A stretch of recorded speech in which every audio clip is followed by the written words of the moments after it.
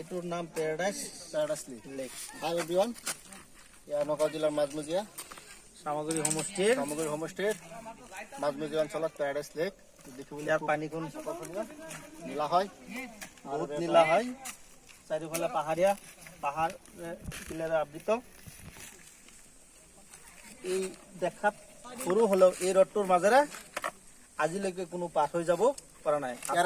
ইয়াৰ এটা বৃহৎ গুণ আছে যে এইটো লেকত ইপাৰৰ পৰা সিপাৰলৈকে আজিলৈকে কোনো মানুহ অহা যোৱা কৰিব পৰা নাই।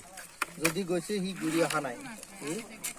এইটো আপোনালোকে চাব পাৰে, খুব ধুনীয়া ঠাই, খুব দেখিবলগীয়া ঠাই, খুব সুন্দৰ ঠাই। চাৰিওফালে পাহাৰে আবৃত আছে, মাজত নীলা পানী, খুব আনন্দময় জেগা। আপোনালোকে আহিব পাৰে। আমি আহিছোঁ, হেলাল ছাৰ আছে লগত, বিল্লা ছাৰ আছে, আমাৰ কেমেৰামেন আশাত ছাৰ আছে। আমি সকলোৱে একেলগে আহিছোঁ, ইয়াত আনন্দ কৰিছোঁ। পানীটো বহুত ঠাণ্ডা, গা ধুলে ভাল লাগিলে হয়, কিন্তু ইয়াত বিশেষ কাৰণত আমাক গা ধুবলৈ নিদিয়ে। ইয়াত গা ধুলে ভাল লাগিলে হয়। আচলতে এই প্লেচৰ পানীখিনি খুবেই ঠাণ্ডা। ইয়াত গা ধুবলৈ খুব মন আছিল, কিন্তু বিশেষ কাৰণত ইয়াত আমাক গা ধুবলৈ দিয়া নাই। সেইটো কাৰণে খুব আক্ষেপ অনুভৱ কৰি আছোঁ।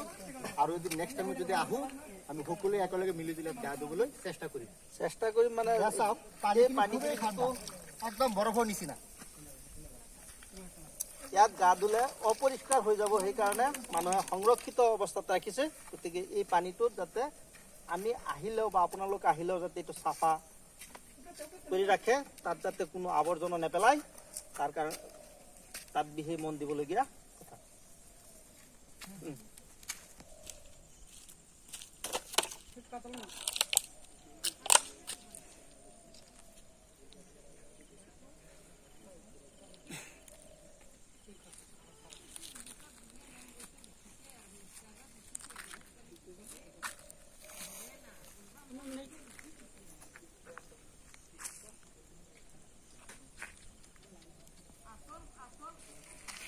স্কুলৰ আমাৰ সহশিক্ষকসকলৰ লগত এতিয়া আমি নগাঁৱত এটা ঠাইৰ নাম শুনিছোঁ, প্যাৰাডাইস লেক, যিটো আপোনালোকে মোৰ পিছফালে দেখিবলৈ পাইছে।